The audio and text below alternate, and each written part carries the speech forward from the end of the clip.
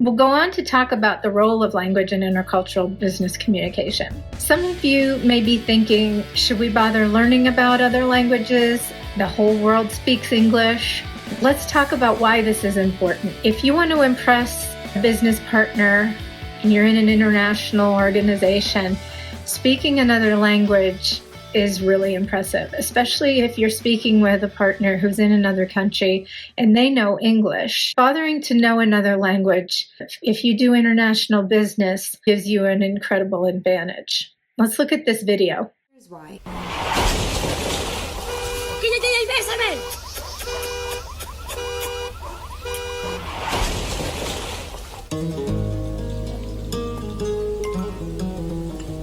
Me gusta tu vestido. Dime más. Tus manos parecen muy suaves. Dime más. Tu pelo es perfecto para la forma de tu cara.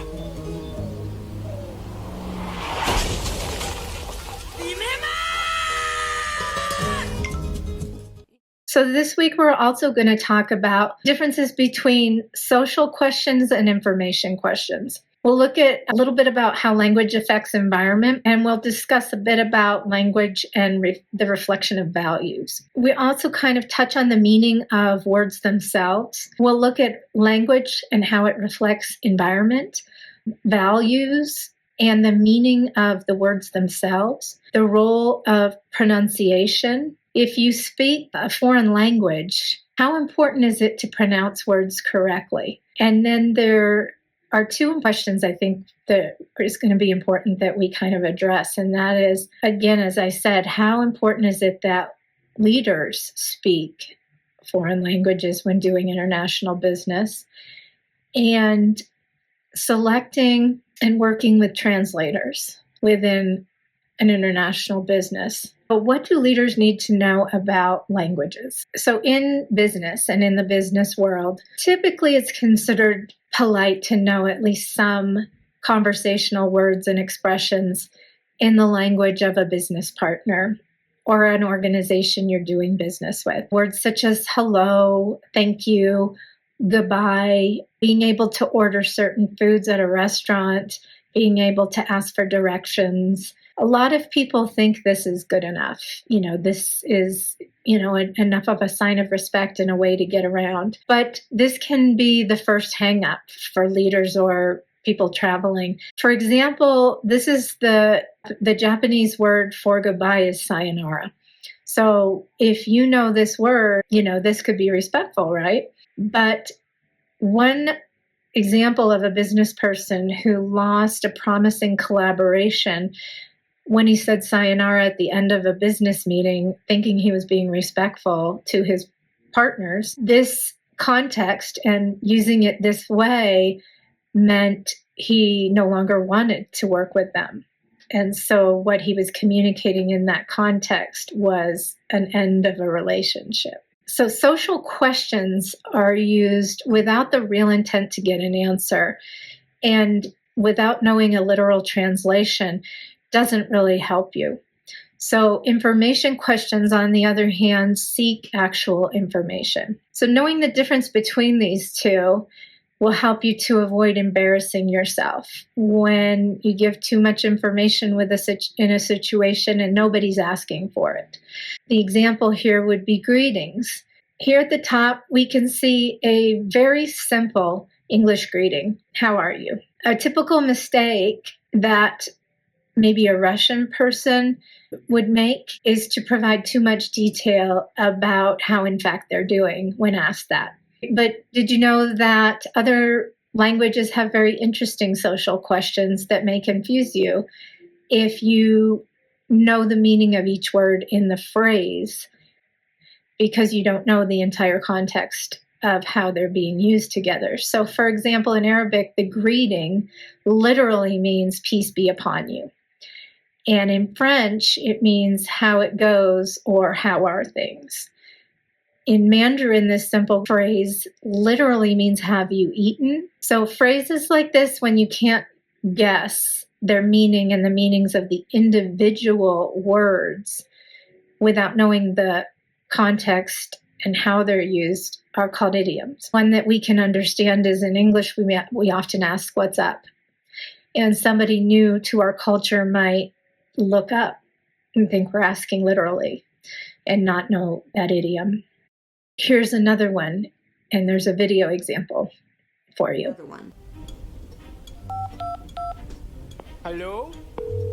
Hello? 911, what's the nature of your emergency? Mein Automobil ist on Fritz. Your automobile's on the fritz? Ja, yes! Mein Automobil ist on the Fritz. That's not really an emergency now, is it, sir? Nein, mein Automobil ist on the Fritz. All right, don't call back here again. Hallo?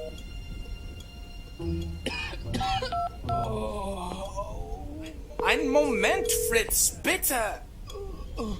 Hallo? Hello. A lesson for us here is that when we work with international partners and diverse teams, it's best to avoid idioms, especially jargon that has to do with sports. Just speak in simple language that's highly accessible. If you speak a foreign language and use an idiom, make sure that you have a contextual understanding of how it's used that is understandable to native speakers. It's important for us to remember that language reflects environment and cultural reality. So important objects have many words. Think about how many words we have for snow in the English language. There's snow, there's slush, there's sleet. There may be, hail might be considered a kind of snow, but powder, if you're a skier. And Eskimos have about 100 different words for snow. According to the State University of New York at Buffalo, Eskimos have a word for drifting snow, a word for blowing snow, a word for snow that's melted and refrozen, a word for snow that looks like it's falling upward, a word for snow that is mixed with breath, a word for snow that never reaches the ground, and many other words to be descriptive about kinds of snow. In contrast, Arabic has 11 words for love and hundreds of words for camel. For example, the word hawa describes the initial attraction of or inclining of the soul or mind towards another. The final stage of falling in love is called hayam. It would be comparable to a complete loss of reason. If a language has a pretty expansive vocabulary for an object, we might infer that an object is really important to a people or a culture. You may have heard about the Sapir-Whorf hypothesis. Basically, it claims that language reflects reality, and it affects people's perceptions of reality. And so from their point of view, the Eskimos, who have 100 words for snow, do really see snow differently than we do. Another example would be the idea of colors. We can also infer that the human brain isn't identical among all humans when we think about colors. So let's watch a short segment by Horizon called Do You See What I See? Very good. But for the Himba, it's easy to see the green, which is different. This is a different color. Well, they have a different word for this type of green compared to the other types of green. For us, we have separate words for green and blue. But as the Himba have the same word for both, it takes them longer to spot the blue. It's not there. Can't see it. Language, as we've said, also reflects values. So as you can see in this table, we have some labels that really should be avoided by people who speak English. And in the left column, and kind of their more acceptable alternatives in the right. In English-speaking countries, disability is a sensitive topic. And so mistakes in this, like when you look at this table, should be avoided because we can offend unintentionally by using some of the terms that are less appropriate.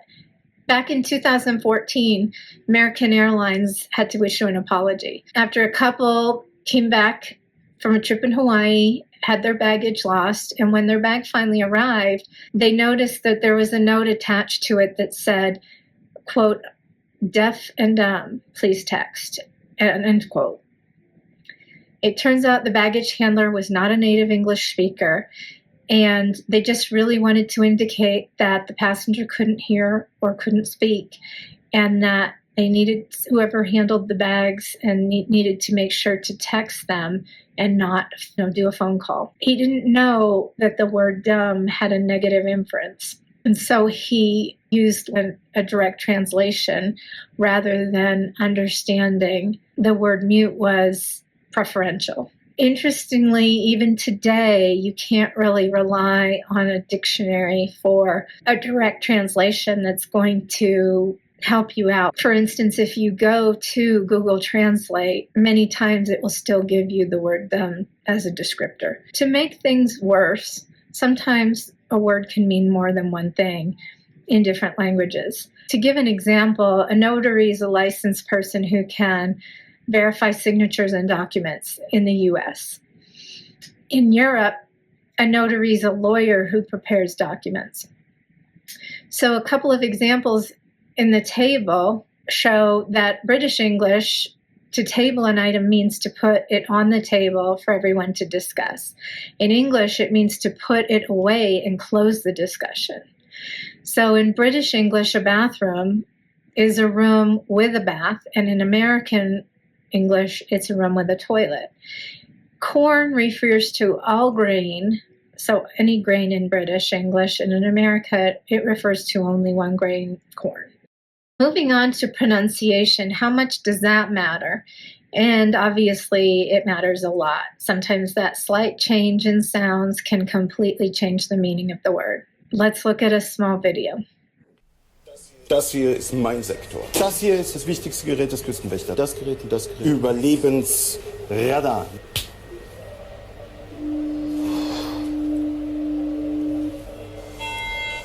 Mayday, Mayday. Hello, can you hear us? Can you hear us? Can you... Over. We are sinking. We are sinking. Hello? This is the German Coast Guard. We are sinking. We're sinking. What are you thinking about? The next important question is, should English speakers learn foreign languages? I strongly encourage you to learn a foreign language. I have personally set a goal to learn a foreign language. I have lots of multilingual friends who have told me how important it is and how meaningful it is to travel and know languages. And some of you may already be multilingual, and I think you should really share that in the discussion board if you know other languages and how you learned another language. If English is your second language, share that experience with others in the discussion board and what it was like learning another language after being initially raised in one language and picking up another. I think that once you've learned one language, I think from what I've heard, it's easier to start learning additional languages. And I also think that from what I've heard from people who speak multiple languages, they say it's almost like living different lives because of the world that's opened up to you. And from a leadership perspective, somebody who hopes to get into international business, the opportunities that it affords you just expand. It expands the potential for additional opportunities. So it makes good sense from so many different perspectives. So in terms of the idea of utilization of translators, advice that I've seen for people who work in leadership in global and international organizations is it's not necessarily a good idea to use your bilingual friends for translation in business. It takes a lot of time to train professional translators to work within the context of a specific organization or business. They have very specific skills. One of the exercises that translators do when they begin their studies and then their careers is they listen to recordings and repeat it word for word with just like a 2-second delay. The recording doesn't stop, and they're not supposed to actually translate anything. They're just supposed to repeat what's being said for a few minutes without messing up. And if you try that yourself to see if you can do it, it's really almost impossible to keep going. And so professional translators learn to translate as they speak for longer than just a few minutes. And they know specific terminology in a specific line of business. So they become really immersed and embedded in a specific terminology. So they don't translate word for word or language to language. They translate culture to culture. They really understand what they're translating. They don't just jump in and repeat what they're saying. They understand. They're translating meaning, not just vocabulary. You can really trust the translation's accurate, culturally acceptable. Saving money on translation if you just have a friend or know somebody who speaks a language and you think that this would work very well is not always going to be something that pays off in the end if you don't do your homework and have a professionally trained translator who's also knowledgeable about the culture you're needing translation for.